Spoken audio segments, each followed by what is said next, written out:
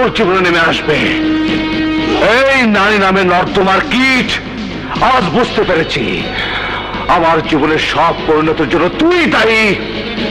খাঁটি সোনার রং মেখে এই মাটির মানুষগুলোর সাথে আমাকে জড়িয়ে যে রং মাখামাখি তুই করেছিস, তাজা রক্ত হয়ে তা আমার শরীরে লেগে আছে।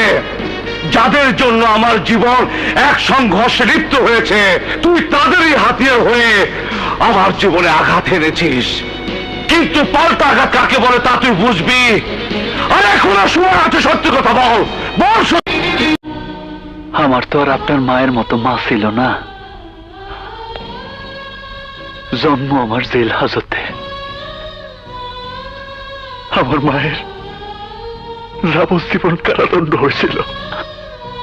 তারপর এলাম বাবার কাছে 7 খুন কইরা, তখন সে ফেরারি আসামি। আমি বাবারে কইলাম, বাবা বাবা আমারে বই খাতা কিনা দাও, আমি স্কুলে যাব।